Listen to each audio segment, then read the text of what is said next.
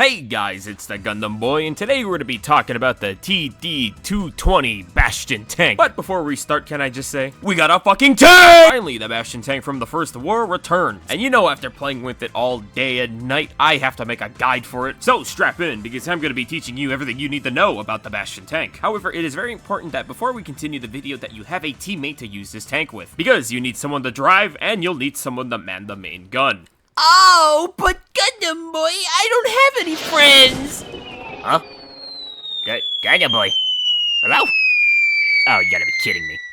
Ah! You know, seeing that tank crush Toxidiver reminds me of today's sponsor, War Thunder. Do you like tanks, fighter jets, or even battleships? Well, War Thunder has 10 major nations and over 2,500 vehicles to choose from to fulfill your grunt fantasy. War Thunder is one of the most comprehensive vehicle combat games you'll ever play, available for free on PC, consoles, and even mobile devices. If you like your games with some realism, then you will like War Thunder's attention to detail. This game isn't just boxes with hit points, they have some of the most sophisticated damage models in gaming, modeled down to the individual components like your engines, crew, and even your ammo, so precision is required. You'll find that the combat here is some of the most graphically advanced on the market, and the sound effects make you feel like an actual AIM-9 missile is chasing you. The best part is, you can join this massive community of over 95 million players to battle in intense PvP combat, whether it be in the sky or in the sea. War Thunder has what you're looking for. Play War Thunder for free on the PC, PlayStation, Xbox, or mobile devices now by using the link in the pinned comment or the video description. New and returning players on the PC and consoles that haven't played in the last 6 months will receive a massive bonus pack across all platforms, including multiple premium vehicles, the exclusive Decorator Eagle of Valor, 100k Silver Lions, and a 7-day premium. It's available for a limited time, so get on it.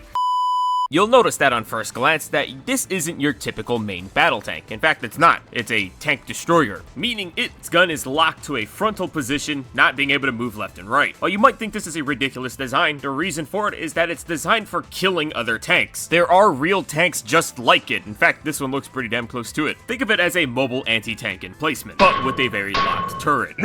Let's talk about the tank's armor. Firing at it with a light pen weapon, we can find that we have gotten deflections basically across the entire tank's body. We also have the accessories on the back which break, but I think that was only holding my lunch, which means you should be completely immune to light pen attacks. But however, testing it with something like the Talon, you will get white hit markers, which means the tank's body armor is at least medium armor, which sounds bad at first, but you'll have to keep in mind this thing has 8,000 health for its main health pool, and it is 100% durable. But unlike the mech suits, your tank isn't as susceptible to light arm fire. Heavy devs and normal devastators don't have enough penetration to break your armor, but the rocket devastators do have enough penetration with their rocket pods. Both reinforced Scout Striders and the Rocket Raider variants of Automaton Troopers can fire enough damage to hurt your tank. This puts both Scout Striders and Rocket Devs at the top of the list for enemy priority if you're supporting the tank. In case of your tank getting destroyed, be sure to get clear of it, as it does explode a second time. But let's talk about this tank's main weapon. The main cannon can fire a damage of 3,500 ballistic damage, with an armor pen of 8, with a little bit of explosive damage at 750 with an AP level of 5, with a giant damage of effect radius at 10 meters,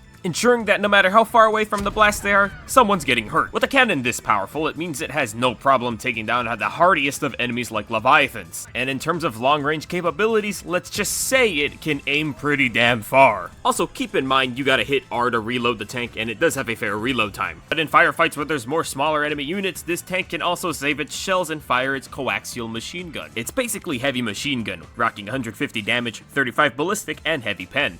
But if the enemies get way too close for both of your weapons to reach, don't be shy to show them the front end of your bumper, as this tank does a shit ton of melee damage. Just also keep in mind that means against your teammates as well.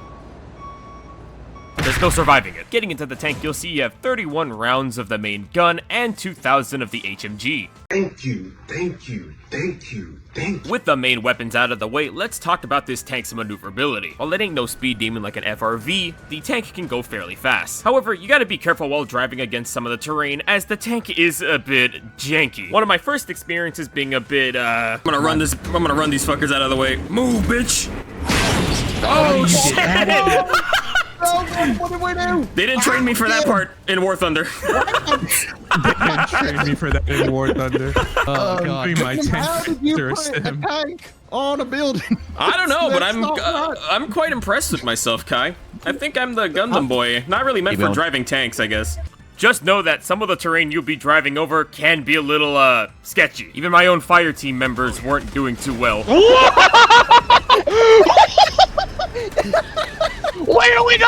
are you guys doing over there? We're flying. This might be a host-client thing, because when I was driving the tank as the host, I never went flying. Otherwise, when the tank's not trying to cosplay a pogo stick, it's pretty maneuverable. And also keep in mind, you can just hit A or D to turn the tank, as you will be using this a lot to face the cannon towards enemies. And if you shift it into gear 2, you can actually turn faster than if you're in gear 1, or even in drive. And trust me, you'll be doing a lot of moving in this tank. It can also help you escape those weird situations where you think you could fit, but you need to reverse out because you're too damn fat. Let's talk about the communication and combat role of the tank, as it is very important to making sure the tank is running at its peak efficiency, as you guys work as a well-oiled machine. Also to help you avoid... a little to the right, little to the right. Alibaba. Right. Right, that's left. That's left. Too far. Turn left a little bit. Is that good enough? I can't believe you turned left when I said right.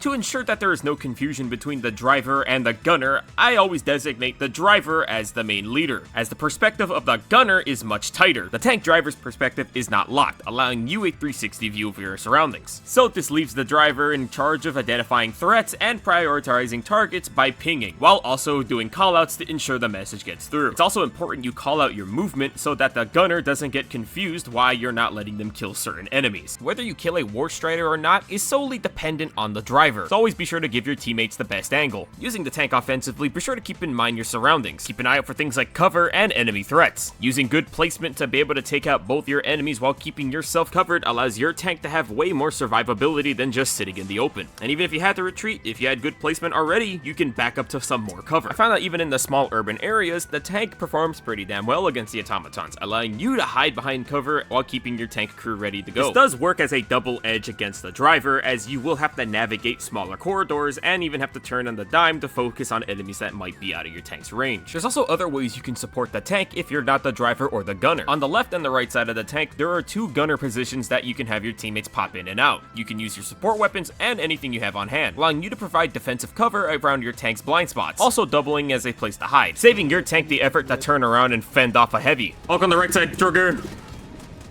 What?